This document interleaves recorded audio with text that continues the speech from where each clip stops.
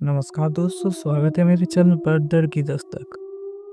एक दिन जब मैं हिमाचल प्रदेश के एक छोटे से गांव में जब था, मैं और मेरी बीवी वहां एक हफ्ते के लिए रहने गए थे, क्योंकि मेरे शहर में जो हमारे साथ हो रहा था उसके तंगी से मैं अपने गांव चला गया था। उस आदमी का पीछा करना और मेरे बीवी का डर मुझसे बर्दाश्त नहीं हुआ, तो मैं उस गांव पर जाकर कुछ हफ्ते रहने लगा। उस गांव के 3 रूम और बाथरूम, किचन सब था। वहाँ हमें लगा कि हम लोग यहाँ रह Please like सकते and हैं, subscribe Horror in channel. तो हमें एक रात जाकर सामान रखना पड़ा और उधर जाकर सब जिनिस को ठीक करना पड़ा। जब ये सब ठीक होने के बाद मैं एक पास ही पार्क में जाकर अपने साथ एक विस्की की बोतल और एक चिकन की कीमा लेकर गया था। वहाँ मैं जब पी रहा था तो मेरी बीवी आकर कहती है, रितेश वो लौट आया है। मैंने उससे कहा, कौन? मेरी बीवी कहती है, उस आदमी जो आदमी मेरा शहर में पीछा करते हुए आया था, अब वो यहाँ तक भी आ गया है। ये सुनकर मुझे भी थोड़ा डर लगने लगा। वो आदमी शहर से अब पीछा करते करते यहाँ तक आ गया। उसने हम लोग को मारने के लिए क्या क्या नहीं किया है, और उसका आना यहाँ, मुझे नहीं लगता अब वो हमारा पीछा छोड़ेगा। अब मैं जहाँ भी जाऊँगा वहाँ ही पीछा करेगा ये। तब मैंने सोचा ये बात को कंप्लेन करना पड़ेगा पुलिस स्टेशन में। तब मैंने सोचा सुबह होते ही मैं यहाँ के थाने में जाकर उस आदमी के लेकर कंप्लेन करूँगा। पर उस आदमी का एक तो चीज़ बहुत ही मुझे डरावना लगती है। उसे मैं जैसे ही देखता हूँ वो गायब हो जाता है। कुछ पल के लिए वो आता है, कुछ पल के लिए गायब हो जाता है। ये सब समझना मेरे माथे पर नहीं आ रहा था। मेरी बीवी उसे देखकर इतना डर जाती थी कि कभी कभी मैं भी इसको देखकर इतना डर जाता था कि मुझे घर से निकलने में भी डर लगता था। सुबह होते ही मैं गांव के थानेदार से जाकर बात करता हूँ कि एक आदमी मुझे पल में नज़र आता है और पल में गायब हो जाता है, और वो हर समय हमें कहता है कि अब तुम बचोगे नहीं, अब तुम बचोगे नहीं। ये सब सुनकर और ये हमारे साथ ऐसा व्यवहार करके हमें और भी डर लगता है। थानेदार उससे कहता है कि ठीक है, जब वो आदमी आपको फिर परेशान करने आएगी आपके घर तरफ, तब आप मुझे फ़ोन करना।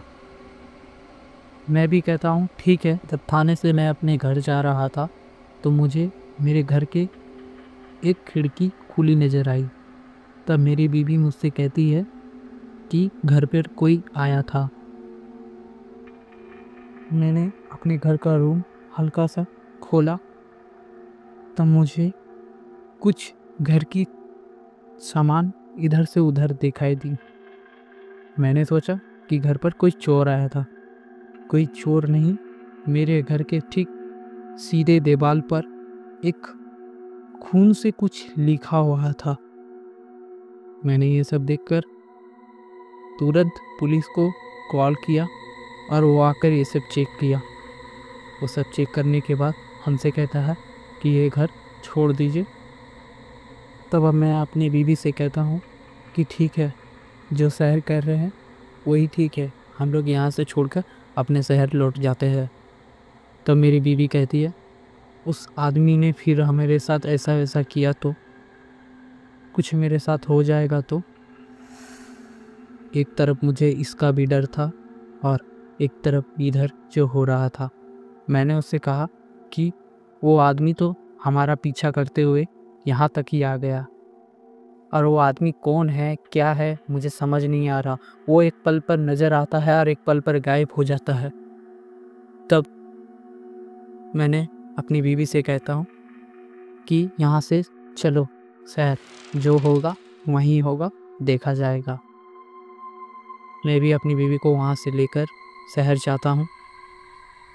जब मैं घर पहुँचा तब मैंने अपने घर के गेट खोला तो सेम मुझे दीवार पर उसी खून के निशान थी जैसे गांव पर उस घर पर था। ये देखकर और भी मुझे डर लगने लगा। ये सब क्या हो रहा है हमारे साथ, ये सब मैंने समझ ही नहीं पा रहा। हमने किसका क्या बिगाड़ा जो हमारे साथ ऐसा हो रहा, और वो आदमी हमेशा हमारा पीछा क्यों करता है। ये सब लेकर मैंने सोचा कि इस बार एक बाबा को दिखाते हैं। सुबह होते ही मैं अपनी बीवी को लेकर मेरे घर के ठीक एक मंदिर है, उस बाबा के पास जाकर ये सब बात बताता हूँ। और बाबा कहता है हमसे, एक शैतान है जो तुम्हारा पीछा कर रहा है। मैंने पूछा, बाबा ये हमारा पीछा क्यों कर रहा है? तब बाबा हमसे कहता है कि तुम्हारे पापा जो किया था उसका परिणाम अब तुम लोग भर रहे हो। मैंने बाबा से कहा कि मेरे पापा क्या किया था? एक इंसान को जिंदा जला दिया था तुम्हारे पापा ने। अब वो इंसान एक राक्षस बनकर आया है, तुम्हें या तो तुम्हारे घर को पूरा ही ख़त्म कर देगा। मैंने बाबा से पूछा, बाबा इससे पीछा छुड़ाने का कोई उपाय है? तो बाबा मुझसे कहता है, इससे पीछा छुड़ाने का एक ही उपाय है, या तो तुम अपनी जान देकर उससे पीछा छुड़ाओ, या तो मैं जिस बाबा के बारे बात कर रहा हूँ उस बाबा के पास जाओ। वो बाबा तुम्हें तरकीब बताएगा इससे पीछा छुड़ाने का। तब मैं बाबा से कहता हूँ कि बाबा वो बाबा किधर मिलेंगे जो इससे मैं पीछा छुड़ा सकूँगा। मेरे पापा ने जो किया ये तो गलत ही है, पर इसका परिणाम मैं नहीं भरना चाह रहा। बाबा कुछ तो उपाय बताओ। तो बाबा उस बाबा की एड्रेस दे देता है। जब मैं उस बाबा पास गया था तो बाबा मुझे देखकर ही कह दिया था कि वो आदमी तुम्हारा पीछा नहीं छोड़ेगा। तुम्हारा बाबा जो किया था उसका लेकर उसके मन में प्रतिशोध है कि वो तुम्हें बर्बाद करेगा। तब बाबा मुझसे कहता है, सामने आकर मेरे यहाँ बैठो और मुझे बताओ वो तुम्हारा पीछा कर रहा है कि नहीं, वो अभी भी तुम्हारे पास ही है। तो मैं समझ नहीं पाया कि वो पीछा मेरा इतना ही कर रहा है कि वो मेरे साथ ही चल रहा है। बाबा कहता है कि वो आसपास ही बाहर है, क्योंकि वो मंदिर के अंदर आ नहीं सकता। तभी बाबा मुझसे कहता है कि ठीक है, मैं उसे अंदर लेके आता हूँ। बाबा कुछ मंत्र पढ़कर उसे अंदर लेकर आता है। वो बिल्कुल एक छाई जैसा था, जिसे नज़र कुछ हल्की परछाई जैसा नज़र आ रहा था। मैंने उसे आदमी के रूप पर देखा था, अब वो परछाई के रूप पर है, क्योंकि वो आदमी एक मरा हुआ आदमी था जो उसकी आत्मा उसके अंदर था। इसीलिए वो आदमी मेरी बीवी और मेरी पीछा करता था। मैं समझ नहीं पाया था कि वो एक आत्मा है।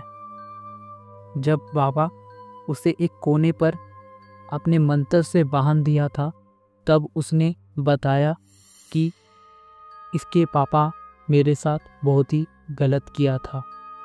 अब इसकी जान जब तक नहीं जाएगी तब तक मैं इसका पीछा नहीं छोड़ूंगा। अब मुझे रोक नहीं सकते तुम। तब वो जोर से चिल्लाने लगा। बाबा कहता है, यहाँ चिल्लाकर तुझे कुछ भी फायदा नहीं मिलेगा। यहाँ तुझसे मुझसे कोई नहीं बचा पाएगा, इसीलिए तू चिल्ला मत। या तू बता कि तुझे क्या चाहिए।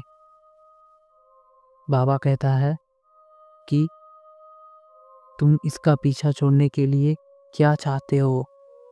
इसके पिताजी ने मुझे जिंदा जला दिया था और मेरी बीवी और मेरे बच्चे अभी रोक सड़क पर भीख मांगते हैं।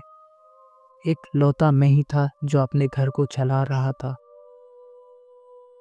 अब वो रोड में भीख मांग रहा है। जब तक वो उसको अच्छा से नहीं रख पाएगा, उसके लिए एक घर और अच्छे से नौकरी मेरे बच्चे को चाहिए। बड़ा होगा तो तब मैं इसका पीछा छोड़ूंगा, या तो मैं इसे ख़त्म कर दूंगा।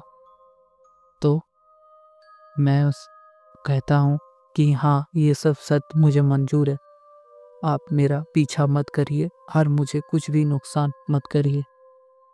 तब बाबा कहता है कि ठीक है, जब तुम लोग को ये सब मंजूर है तो मैं तुम्हें यहीं मुक्ति कर देता हूँ। तब बाबा भभूति लाकर उसके माथे छिड़क कर उसे मुक्ति दे देता है।